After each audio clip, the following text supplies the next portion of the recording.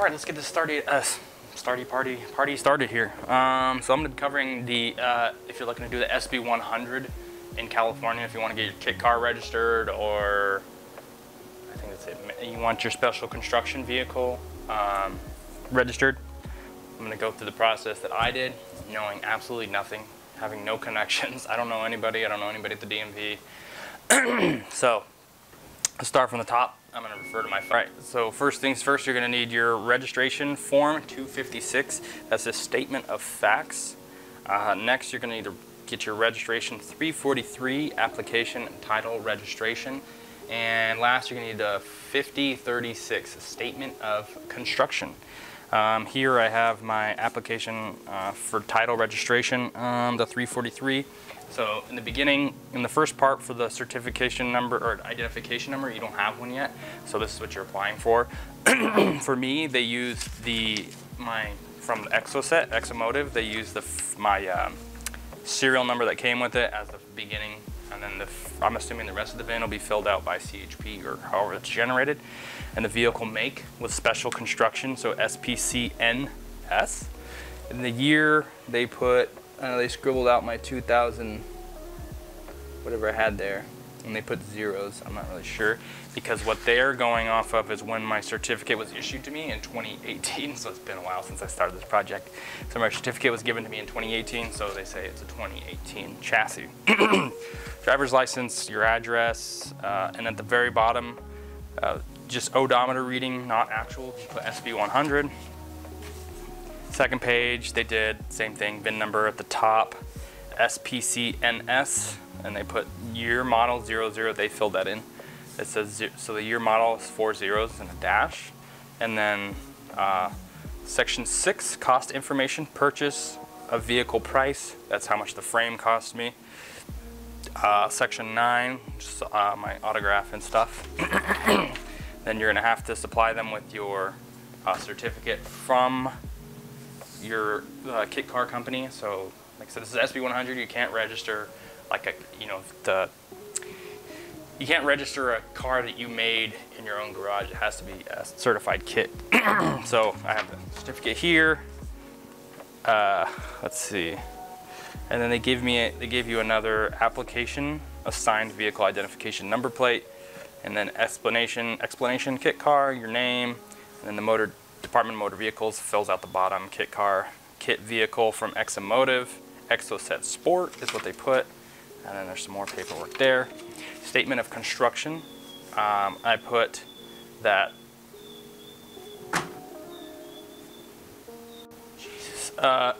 so statement of construction, vehicle is assembled by me, put my name, it's the frame components, the section 3 component parts information is your frame. I purchased the vehicle. So what I did is I put that I purchased a vehicle and the VIN number from the donor car. Now I actually didn't have a pink slip or anything for the donor car. I just said that I got the donor car. I got the information of where I got the donor car from.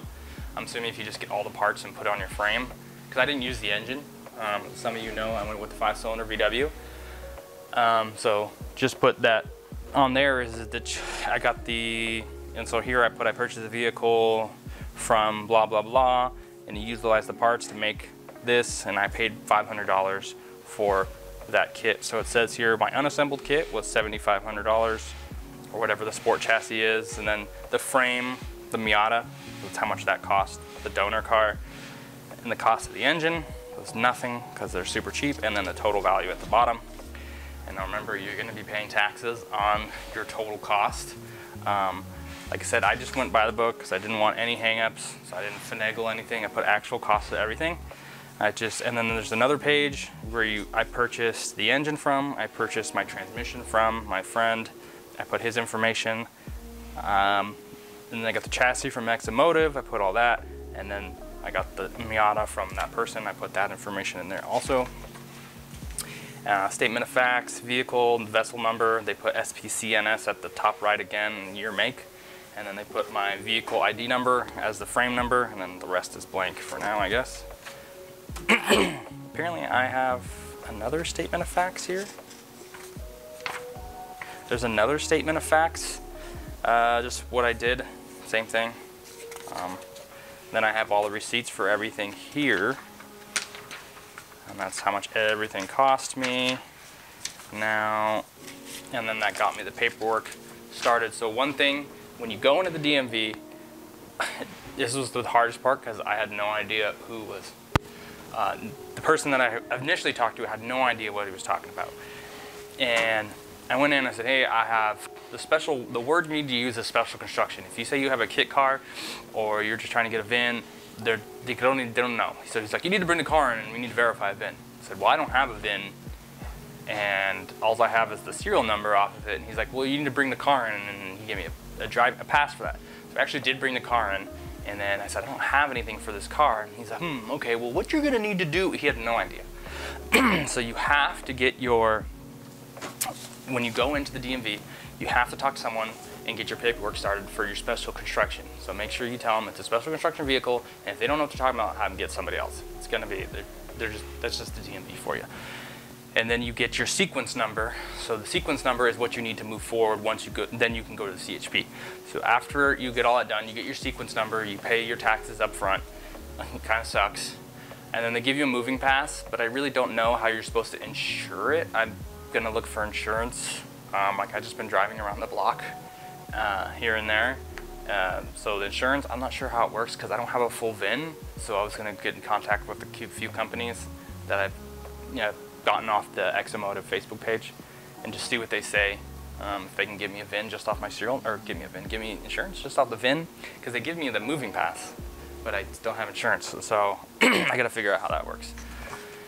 And then see, they gotta be a moving pass. Okay, so so brake and lamp you can do later. You do after you go through the CHP inspection. You're actually technically supposed to do your brake and lamp inspection then, but I was antsy, and then I had everything ready. So I did my brake and lamp inspection, but the guy was a super stickler.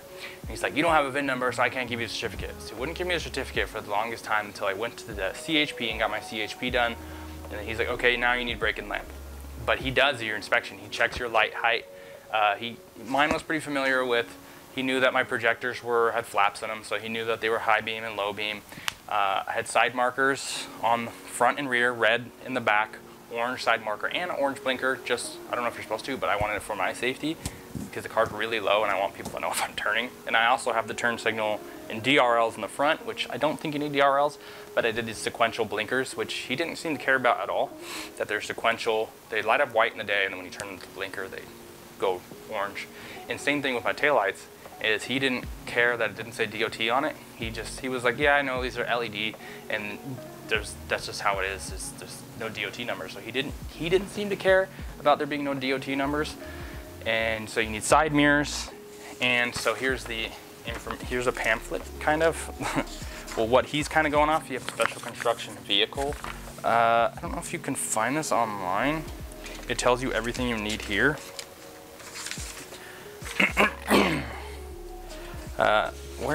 Okay, so I have literally no idea where he got this from. It just says feedback. It must be from the ca.gov website. It just says everything you're gonna need, your blah, blah, blah. But so his main things were, there's another pamphlet or a book that he's kind of going off of for your driving, like road legal cars. So I did fail the first time. I needed a special glass, safety glass. So I just framed up this, I'm gonna show you. So I just framed up the glass like this in a channel, and then I actually got U-channel stuff off of Amazon, and then just slid it in. I had a glass guy, it cost me 180 bucks, 150 bucks, and he cut that glass, and he put the DOT number down here at the bottom. So I said, hey, I need the DOT number. He's like, oh, cool. He was totally, my glass guy was totally cool. He does all the glass for my dealer, but if you go get, it seemed like it's pretty basic stuff. Just tell them what you want, make your frame, and then measure it so you have it, or because mine was actually off, so I had to alter the frame. But it's actually been in there really well. It's better than polycarbonate because it doesn't scratch. Looks kind of weird, kind of cheesy. It's just a square, but they can do other things. They can actually, he said he can chamfer the edges. He can do everything. So I just made it smooth all the way around. It's getting off topic. And another thing, fenders. So I actually just went fenders. I that measured across the tire, and then I just went halfway around. That was his thing. Unless you're under 1,600 pounds, or you know someone at a weight scale, that has to be a government weight scale, so like a landfill or something. So mine wasn't under 1,600 pounds, so instead of fudging with, actually only had it to lose like 160 more pounds. That was really close actually.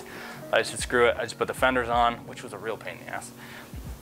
So you need fenders, side mirrors, reverse tail lights.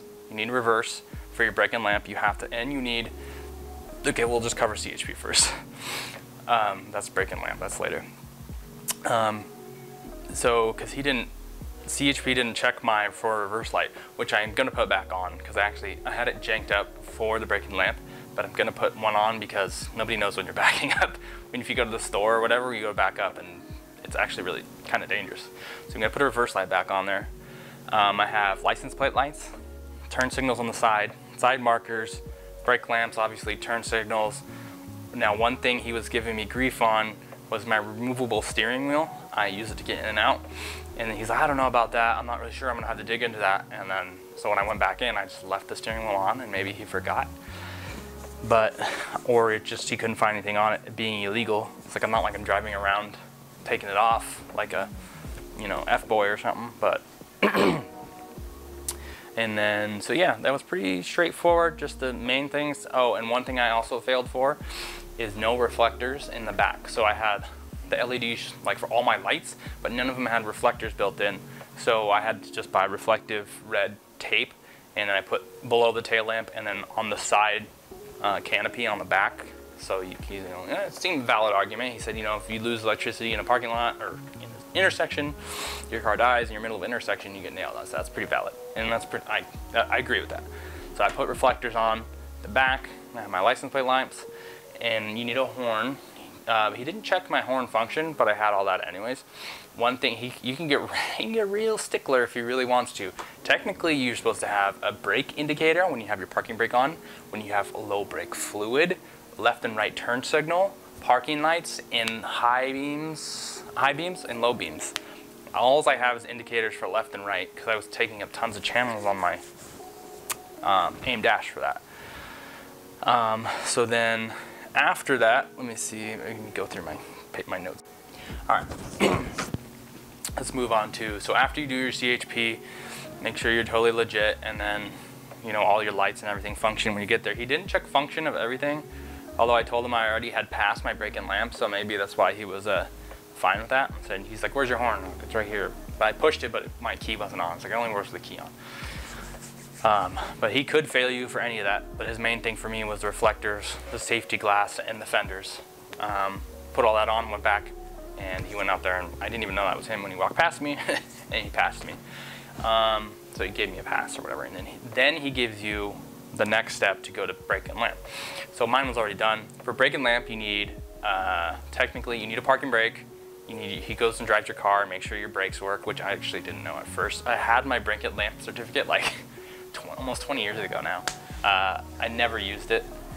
I didn't renew it or whatever it was. I can't even remember. I passed the test and maybe it was, I don't even remember. But anyways, I never used it. So I went to that guy and he was kind of a stickler, but so he drove the car and he did, I don't know how I fit in that seat.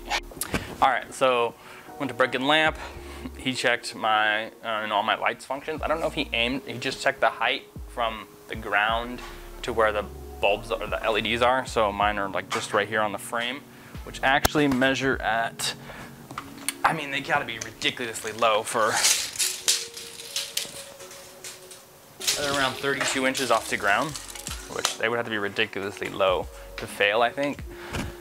Mine have the high beams inside them. And then he drove it, made sure the brakes work, obviously. You need a parking brake. He didn't say I needed an indicator for that, but he passed me for everything else. I didn't have a DOT on any of my lights, but I made sure that like they're not, all my lights are aimed correctly. And now we're gonna leave floor. All right, he made me add a reverse light, my parking brake, which was there, but the handle wasn't bolted on physically, so it didn't really work. So I did that, and yeah, I went with all my stuff, my LED, you know, DRLs, these Amazon specials, and then all the side markers. I guess I can just do a walk around of, let's see, I can do a walk around of, I have my canopy off, so let me throw it on kind of. All right, I'll turn the key on, kind of show you what I have going on here. So I have the dash, which, like I said, CHP didn't actually check my turns, like my signals. He didn't check any of my lights, but that's the indicators. He technically could, you need lights for everything technically, but he was good enough to pass me on that. So let me show you. I got my, these are xenon bulbs. So that one's actually looking like it might be bad. Let's do warming up there. There it goes. Okay, so I got all my garbage up there, you can see. My vinyl wrap and stuff. Anyways, so I got my high beams like this. Don't have indicator, which I might add because I actually drove around with them on. I didn't even notice, it was blinding everybody. Okay, so then I got here, I got my turn signals. Let me turn the headlamps off because those take a lot of juice. I'm gonna kill the battery. So I got, here's how I have my turn signals. So instead of running a 3-wire, I couldn't find ones that I liked. These are nice and bright, very bright. I went with the marker here, turn signal here, a whole separate one. And one thing I actually don't have, I don't know how I skated away with all this, I don't have a hazard button. I have the wire ran there, I just need to run 12 volts to it. So that's one thing you probably will need if you haven't done it. I just don't have the switch hooked up, and that's one of the things I want to add to the center console. So here's my turn signals. So you have a white one here, and this one he was cool with. You can come around here, there's another marker, turn signal when it's on, and then we'll go around to the back. And then there's my marker, my side marker. There's the turn signals that I went with, which is actually loose as hell. That was tight. So yeah, there's that, and then they have the brake lamps, and then my license plate lights are these little screw-on parts here and here. I put the reflective tape down here and right here. I actually peeled it off because it was super ugly. So I'm gonna redo it down there or put some other nicer ones. Yeah, that's pretty much it for the lights, really. It's not too crazy, but they didn't seem to care about the other stuff. I have my side mirrors here, which are super tiny, which I need to upgrade because they're way too small. Yeah, so let me know if you guys have any questions. Hopefully I answered all yours. It is very nerve-wracking. It was for me because I didn't want to like do all this work and then not pass, which would have sucked. So just like I said, make sure when you go to the CHP that you talk to somebody that knows special construction. If they tell you to bring your car there, just don't bring it. It's not right. You need to get your sequence number first. And that's what CHP wants to begin their process. So after you get CHP done, brake lamp, BAR, which I have not booked. That's the only thing that I haven't done yet is BAR. And one thing technically all you need is a PCV, it's smog exempt. I have a catch can hooked up currently, which I might just go and just say, screw it, and see if he is cool with that. And I don't know about exhaust. I have my other muffler sitting over there on the floor, which is super quiet. So I'll throw that on, and then I can do an update video after BAR. But as far as everything else, that's all I know so far. And BAR, I've seen some people go, and then he looks at it and goes, okay. And then I don't know why you have to go to it. It's exempt. I'm not really sure. But yeah, so if anybody has any other questions, let me know, and then I could do a follow-up video if there's enough questions that I can answer or have the answers to. So just make sure that you comment, and then we'll figure it out from there. And I hope this helps everybody. I had a few people message me on the Exoset page. I can only imagine other people that want to do kit cars that are like really worried about going. It's pretty nerve-wracking because you feel like at any moment you're gonna get screwed over and not pass. So, all right, I will talk to you guys later. Goodbye.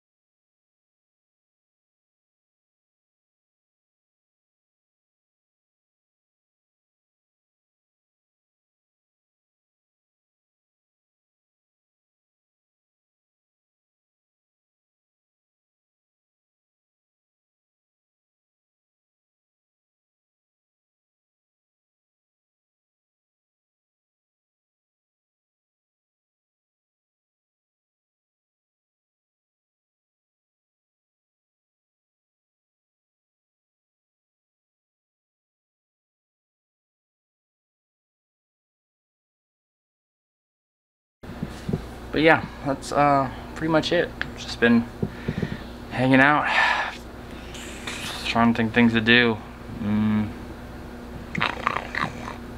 Yeah, lots changed, I think. I don't know. I'm trying to... There's literally cobwebs on my camera. That's how infrequently I use it.